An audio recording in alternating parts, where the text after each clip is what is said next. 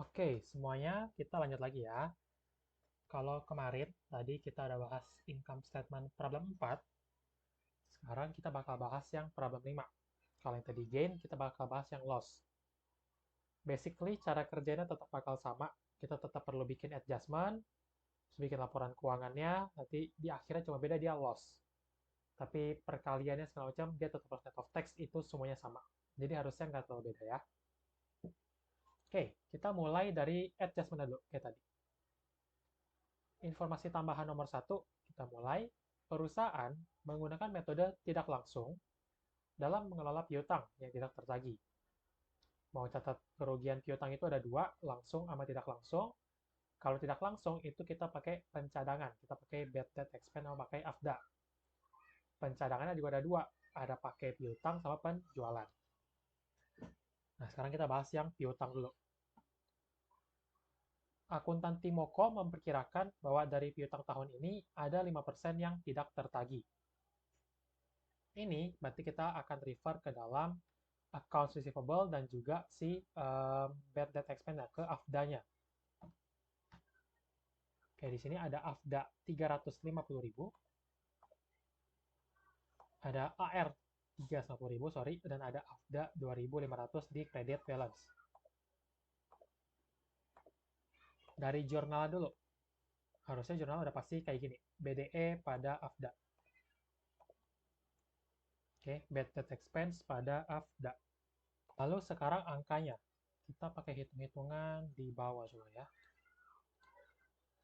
Saldo awal kita sekarang itu adalah 2.500. 5% dari si 5% bukan ya? 5% dari si accounts receivable itu sama dengan 350.000 dikalikan 5%. 17.500. Kita itu sekarang harus 17.500 dari kita itu harus 17.500, harus 5% dari account receivable. Baru ada 2.500 dia credit account. Oleh karena itu, berarti dari 2.500 ke 17.500, kita perlu tambahin lagi sebesar 15.000. Atau tinggal kita selisihin. Dapat 15.000. Ini jurnal nomor 1. Oke. Sekarang lanjut ke nomor 2. Pada 17 Juli 2020, Timo membayar asuransi terkait gedung yang dimiliki oleh perusahaan. Asuransi berlaku 2 tahun, berdasarkan kebijakan perusahaan, 70% ditanggung oleh admin, sisanya oleh penjualan. Asuransi kita refer ke dalam trial balance itu ada di, kita lihat dulu, ada di prepaid insurance 35625. Oke, prepaid insurance ini kalau kita lihat insurance itu 35625. Prepaid insurance 35625 itu sudah berlaku sejak tahun 2020. Karena dia sudah berlaku sejak tahun 2020, sekarang kita ada di tahun 2021, otomatis si angka prepaid insurance sama kayak tadi yang di atas yang apa? Yang earn rent itu dia udah di adjust. Nah, kita perlu cari tahu sekarang berarti 35625 ini tuh untuk berapa bulan lagi, untuk berapa tahun lagi.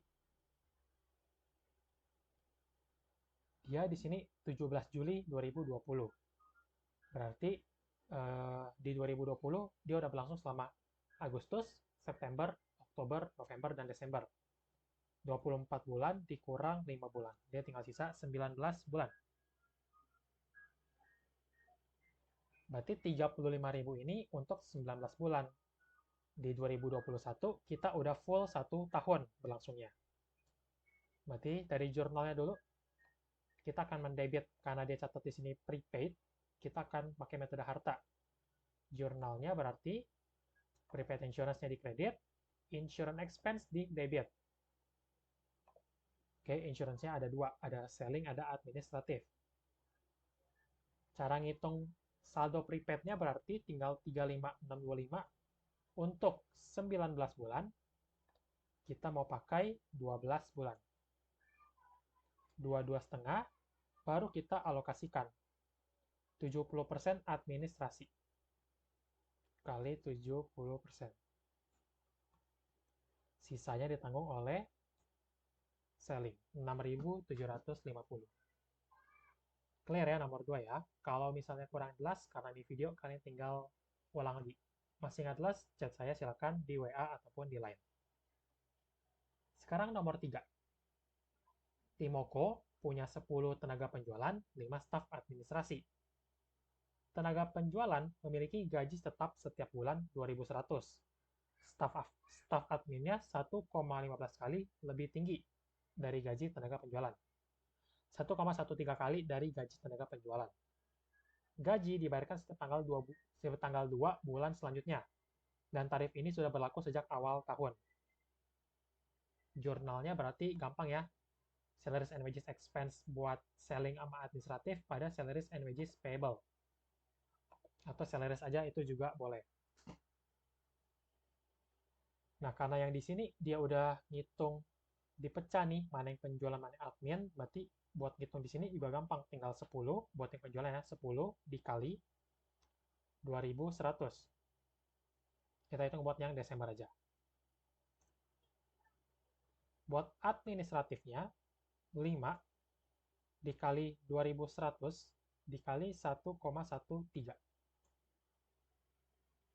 Totalnya adalah gaji untuk bulan Desember. Ingat di sini gaji ini sudah berlaku sejak awal tahun. Berarti nanti waktu ngitung income statement ya, waktu bikin income statement ya, salaries expense ini tinggal si angka ini kita kalikan 12 nanti. Oke, sekarang ke nomor 4. Ini bakal ngomongin depresiasi. Dari gedung dulu. Kita bikin jurnal dulu ya. Jurnalnya udah sama kayak sebelum-sebelumnya. Depre expense selling administratif pada building. Yang vehicle, di sini ada keterangan buat si penjualan aja. Kita ke gedung dulu. Gedung, kita refer ke gedung. Yang ini. Dan juga berarti accumulated gedung. 1.045.000. Oke, nomor 3, nomor 4 sekarang ya. C gedung itu adalah 1.045.000.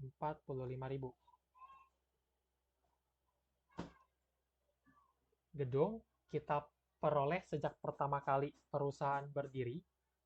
Perusahaan berdiri tahun 2010. Dan dapat digunakan selama 20 tahun. Oke, berarti angka 1.045.000 ini adalah angka dari 1 Januari 2010 sampai 31 Desember 2020. Oke, ingat angka ini adalah angka sebelum kita bikin penyesuaian buat 2021. Berarti ini angkanya efektif per 2020.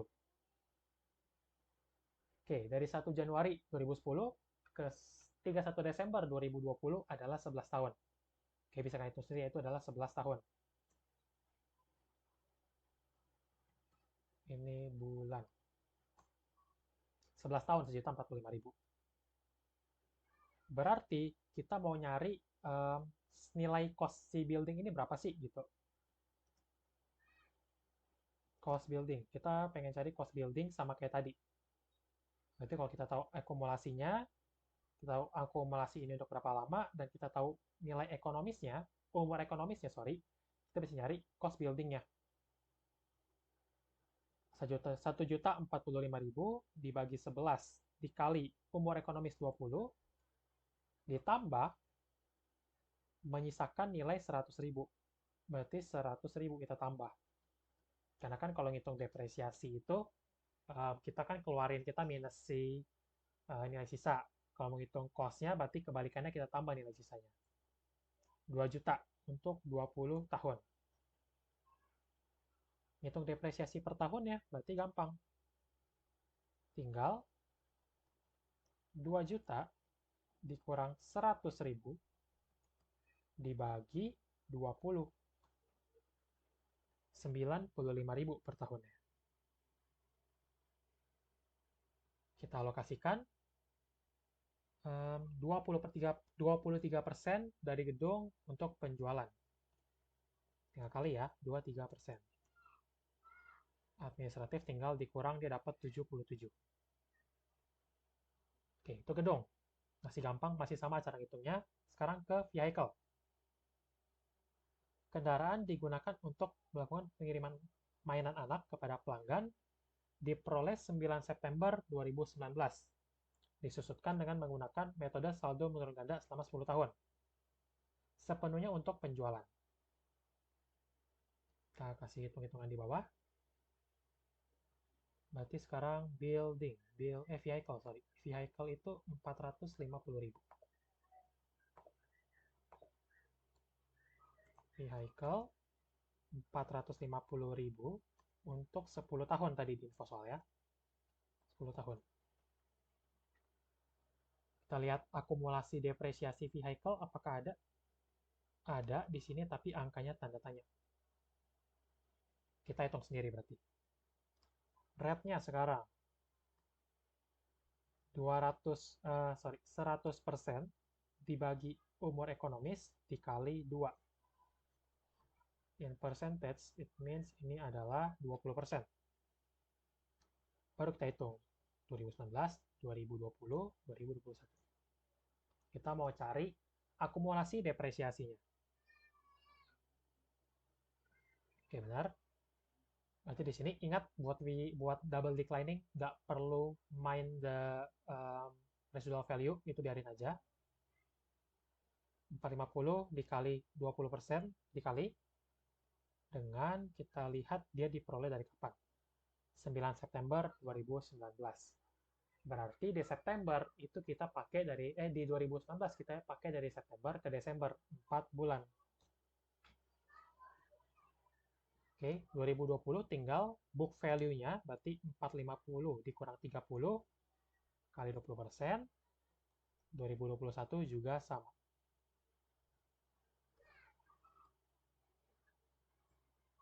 67.200.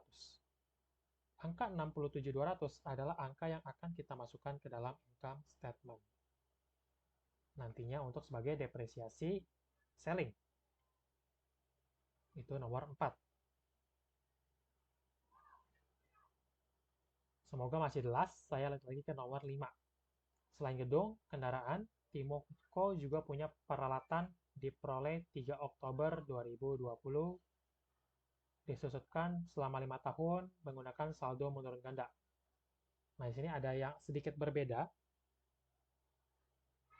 Dikarenakan adanya keterlambatan dalam pendaftaran aset, akuntan perusahaan tidak melakukan penyusutan sejak awal aset dimiliki. Berarti di tahun 2020 dia nggak bikin penyusutan. Peralatan ini baru terdaftar tahun 2021. Belum melakukan penyesuaian terkait penyusutan. Berarti kita perlu bikin penyusutan untuk tahun 2020 dan 2021. Berarti ini adalah correcting entries. Berarti sekarang ke nomor 5. Kita cari dulu cost dari si equipment. Cost equipment, kalau kita refer ke dalam trial balance, kita cari dulu adalah 35% dari cost building. 35% dari cost building. 700.000. Oke, udah dapat 700.000. Ini untuk 5 tahun tadi. Rate-nya sekarang kita cari. Berarti 100%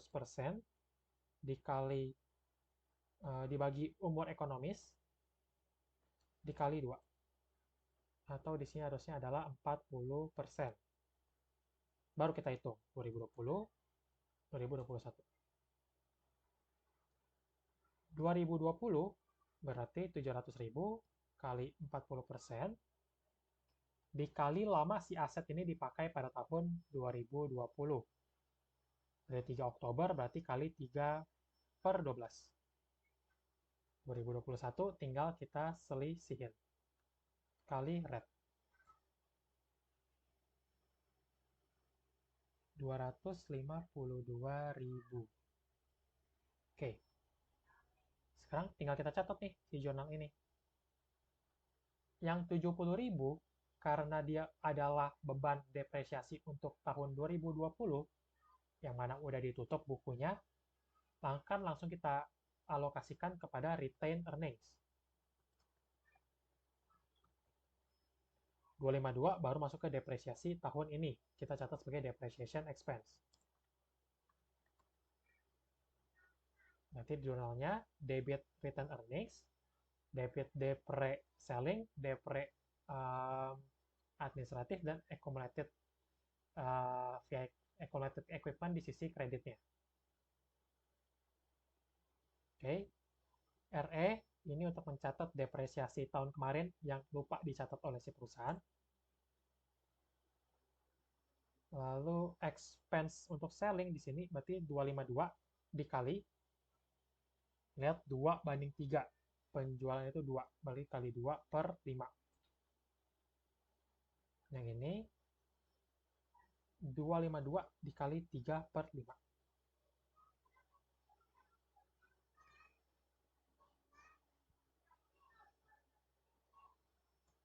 322.000. Sekarang ke nomor 6. Timo punya kontrak dengan Rosenbad-Co dalam mengiklankan produknya. Kontrak dilakukan pada 12 Mei 2021, disepakati ada 120 kali, satu bulan itu 15 kali iklannya, sejak bulan Juni. Nah, lihat iklan.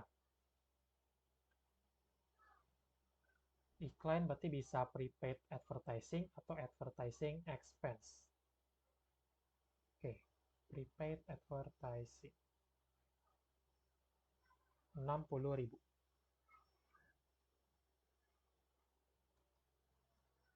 Prepaid-nya itu 60.000. 60.000 ini untuk 120 kali iklan. Kita sudah pakai sejak bulan Juni. Itu yang terpakai sekarang. Yang terpakai berarti 60.000 untuk 120 kali. Kita sudah pakai selama dari Juni, Juli, Agustus, September, Oktober, November, Desember. 7 bulan. 7 bulan. 1 bulan itu 15 kali. Berarti 7 kali 15. 52.500. Ini yang terpakai. Tinggal kita jurnal. Karena di trial balance pakainya prepaid advertising, ini metode harta, jurnal penyesuaian adalah advertising expense pada prepaid advertising. 52,5. Lanjut lagi ya, ke nomor 7. Timoko punya pinjaman berbentuk obligasi yang diterbitkan, ini ada ralat 1 Januari 2021. Jadi dia sudah dimiliki sejak awal tahun. Bunganya 7%, dibayarkan setiap 1 Juli. Ini dibayarkan setiap 1 Januari juga. Oke, setiap 1 Januari. Gitu.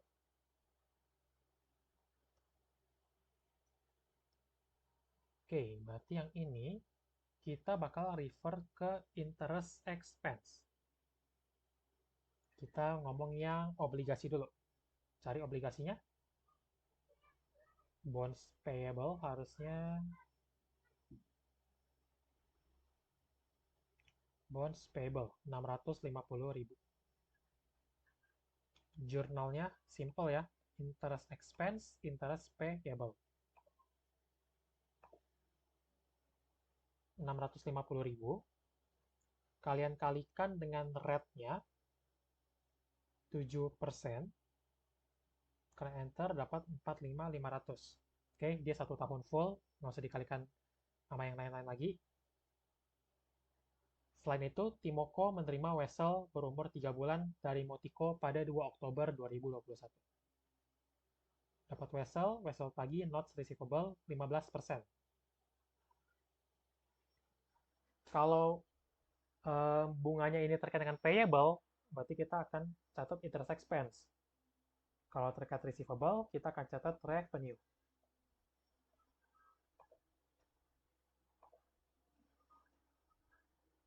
Rp120.000 dikali 15% dikalikan dengan lamanya si bunga ini sudah berjalan. Dari 2 Oktober ke Desember, dia nggak ada ngomong hari berapa hari, berarti kita asumsikan aja bunganya ini full 3 bulan. Kali 3 per 12. 4.500. Interest revenue. Lanjut, nomor 8. Berdasarkan stock of name, didapati bahwa perusahaan telah memakai 90% perlengkapan yang ada. Dari perlengkapan yang terpakai, admin nanggung 85, sisanya penjualan. Jurnal, kita lihat dulu ke sini. Kita catatnya supplies expense atau supplies saja. Kita catatnya supplies saja. Karena supplies saja, maka jurnalnya adalah mendebit supplies expense, mengkredit supplies. Yang kita catat, karena ini metode harta, adalah yang terpakai. Ada 111.000, yang terpakai adalah sebesar 90%.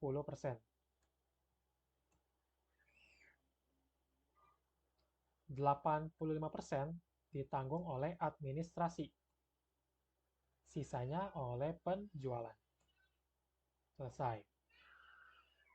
Nomor 9. Timo menerima 1.000 pesanan mainan anak dari Timiko dan menerima pembayaran di muka sepenuhnya atas transaksi ini. Kalau ngomong ini berarti kita akan refer kemana? Kita akan refer ke unearned revenue. Unearned revenue 125.000.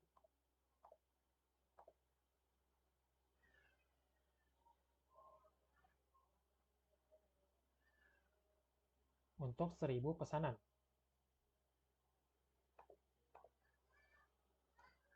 Nomor 9. Unearned. Unearned ini 100 berapa tadi? 125.000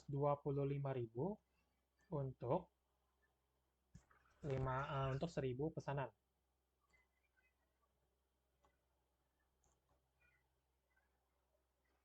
Pada akhir tahun, Timoko sudah mengirimkan 780. Kalau yang udah dikirim 780, yang bisa diklaim untuk diakui sebagai pendapatan adalah 780. Berarti 125.000 untuk 1.000 pieces, kita kali 780. 97.500. Dalam jurnalnya, unearned sales revenue pada sales revenue.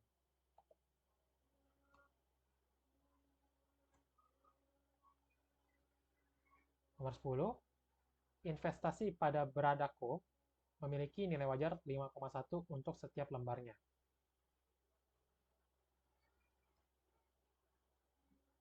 Oke, berarti kita ke Bradako, kita lihat dulu. 90.000. Cost-nya 90.000. Fair value-nya, kita lihat, 15.000 lembar dikali 5,1. Fair value-nya turun. Berarti di sini ada loss. 13,5. Si Brada di sini adalah investment in Brada untuk non-trading. Beda sama yang 4, yang problem 4 tadi dia itu trading. Oke, yang ini non-trading. Karena non-trading dan kita loss, kita akan catat UHGL equity pada fair value adjustment.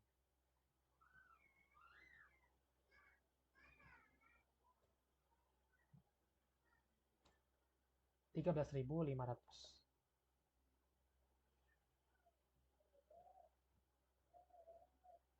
Yang nomor 11, tarif pajak adalah 20%. Ini buat nanti. Kita bikin jurnal juga nanti, nomor 11.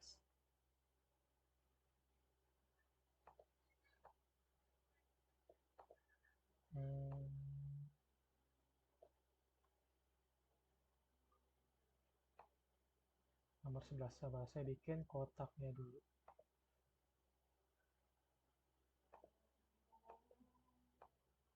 Di sini dan di sini.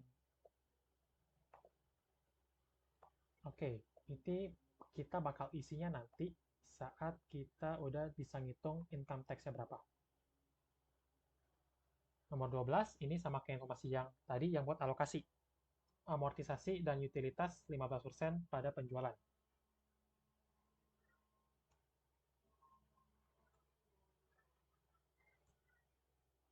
Amortisasi dan juga utilitas. Selling, administrasi, selling, administrasi.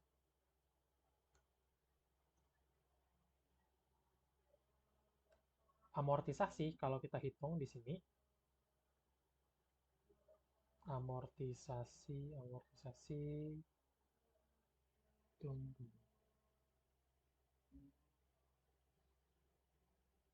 Mana amortization expense? Susah ya carinya ya. Oke, itulah ya pokok angkanya ya. Sabar saya cari.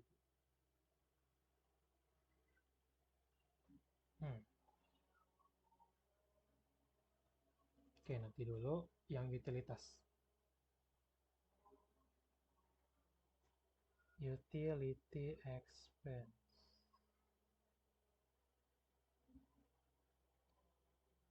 Rp36.000.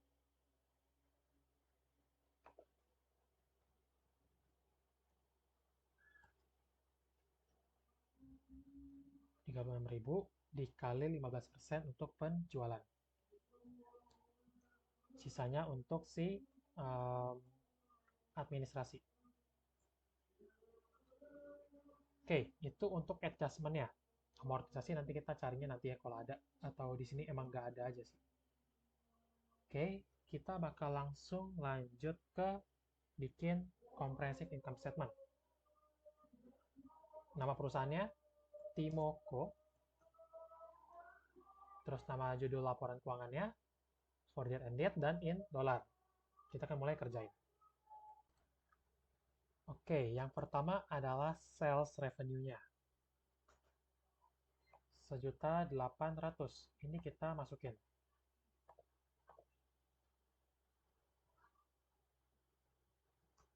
Ditambah dengan sales revenue yang ada di sini. Ingat kita ada unearned yang udah bisa kita akui sebagai sales. Setelah itu kita kurangi dengan sales discount dan juga sales return and allowance. Sales discount di soal itu 2% dari sales revenue. Dengan 2% dari sales revenue-nya. Return-nya itu 87.650. Kita total akan dapat pengurangan untuk si sales revenue. Sales revenue udah dikurangin, kita akan dapat namanya net sales. 1.771.900, baru kita ngitung COGS. COGS ingat itu adalah beginning inventory ditambah cost of goods purchase dikurang ending. Kita cari dulu beginning-nya. Beginning inventory 145.000.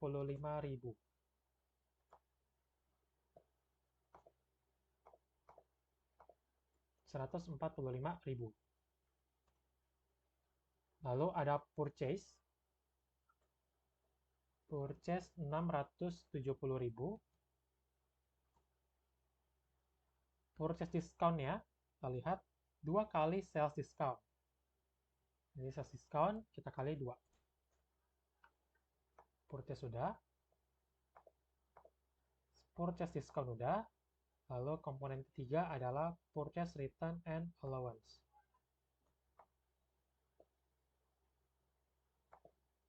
$28.700. Ini semua kalau kita totalin dapat net purchase. Net purchase ditambah freight in, baru dapat cost of goods purchase. Oke, diingat ya urutannya baik-baik. Purchase, tambah purchase discount, tambah purchase return and allowance, dapat net purchase. Net purchase, tambah freight in, dapat cost of goods purchase. Cost of goods purchase ini ditambah beginning, dapat cost of goods available for sale. Dikurang sama ending, baru dapat yang namanya COGS, cost of goods sold. 54.200. 681.200.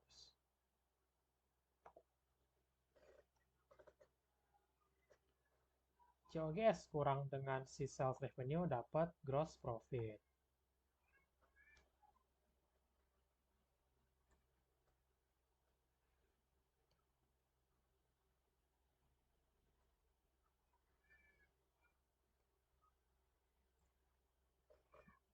Setelah dapat gross profit, baru masuk ke operational expense. Kita mulai dari sini. Bad debt expense. BDE itu bakal pengaruh ke dalam selling. Angkanya sebesar 15.000. Yang kedua ada insurance expense.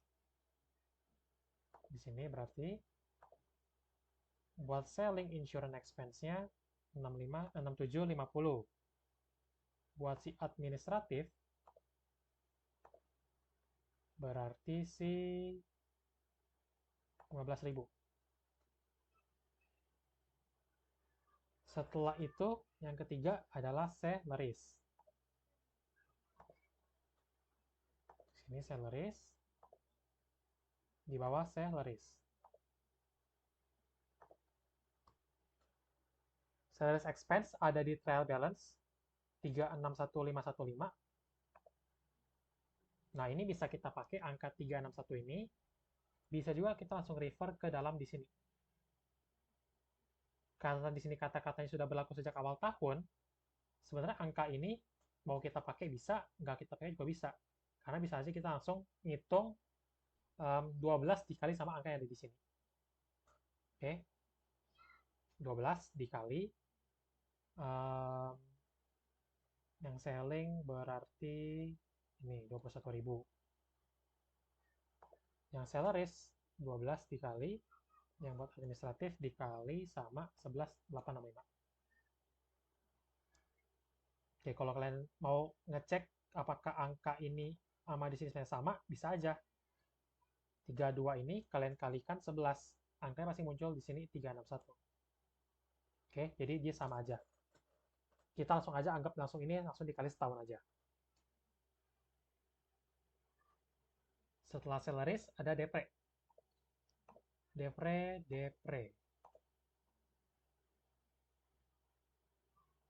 Selling ditambah selling. Depre administratif biarlah untuk si administratif.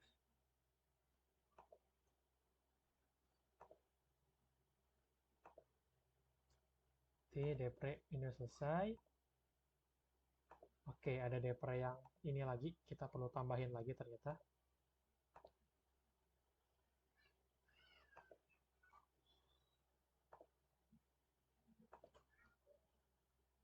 Yang ini berarti tambah 151.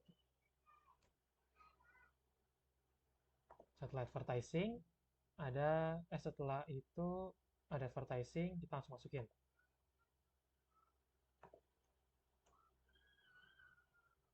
Setelah itu, interest expense sama receivable, ini bukan komponen dari selling ataupun administrative expense.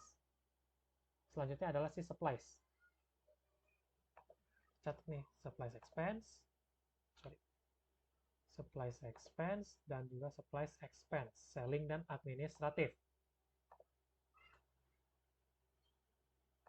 Ini.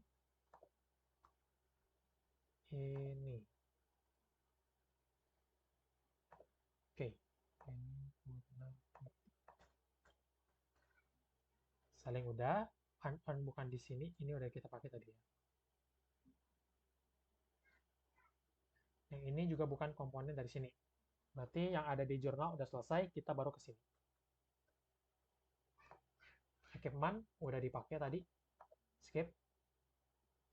Gain on bonds redemption, bukan komponen dari selling ataupun administratif. Kita skip dulu. Accumulated ini juga udah kita pakai tadi. Cash nggak usah. Break out 44.000. Break out adalah komponen dari selling expense. Kita catat di sini. Break out. Ini dulu. Break out berarti 44.000. Baru si utilities tadi. Utilities yang ada di sini. Amortisasi emang nggak ada di sini ternyata. Berarti soalnya salah. Jadi kita udah kacangin aja. Utilities 5.400. Utilities yang di sini adalah 3.600. Nah, semua komponen selling sama administrative expense udah kita masukin. Tinggal kita total.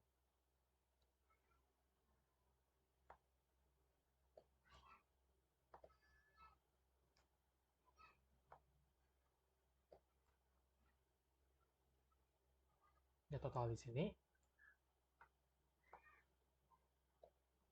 Oke, sekarang kita ngitung other income and other expense. Dari jurnal dulu pertama-tama ada interest revenue. Oke, ini akan kita pakai. Interest revenue. Ini udah saya isi, kita tinggal putihin aja. Kita tinggal hitamin aja maksudnya. Oh, nggak ada, diputihin. Oke, berarti interest revenue 4.500.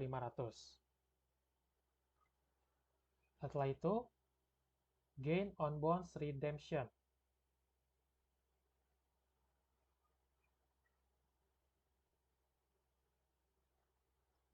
Gain on bonds redemption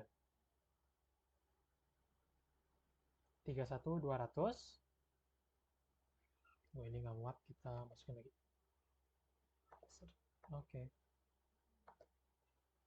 Setelah itu ada loss on impairment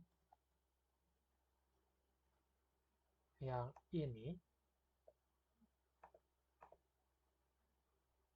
dan juga ada lagi loss on sale of machine.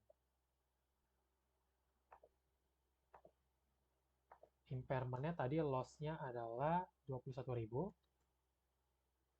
Loss on sale of machine ini juga loss 25.000. Di total kita lihat dia ini munculnya adalah minus 10.300, berarti dia other loss. Di total semuanya gross profit dikurang expense dikurang sama other expense, dapat loss di sini sebentar. Dapat income from operation-nya 1.920, masih ada income. Dikurangin sama interest, berarti interest-nya di sini. 45.500. Muncullah, jadilah dia di sini adalah loss from continuing operation 4.3.580. Loss from continuing operation.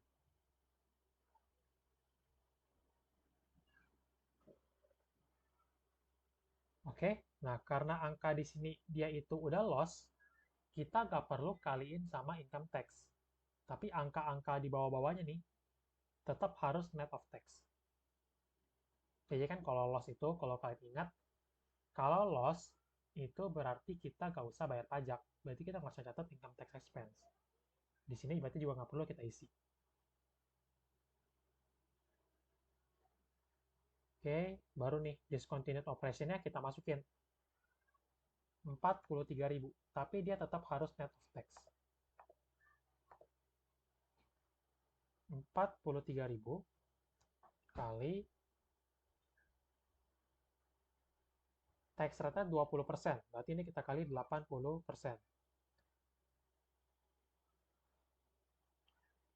Udah dapat, baru dapat yang namanya net loss nih, kita kurangin. Antara loss sama loss di sini kita dapat total loss from this, dapat net loss, oke? Kalau dia positif berarti net income, kalau dia minus itu net loss. Baru kita masukin other compare. Other compare yang pertama, unrealized gain on revaluation. Kalau dia bilang udah net of tax, kita masukin aja langsung 12.000. Oke, net of tax. Yang kedua ini, unrealized gain-nya ini belum net of tax.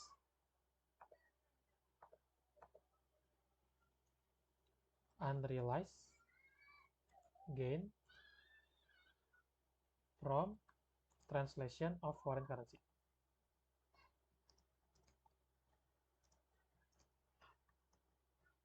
Dia belum net of tax. Kita perlu kali si 45.000 dengan 80%. Yang terakhir ada di sini. 13.500 loss belum net of tax. Unrealized holding gain or loss equity.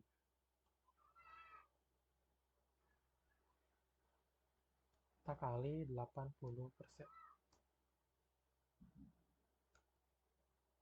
Kita totalin, dapat total si other compare income. Oke, di sini ada gain. Kita kurangin.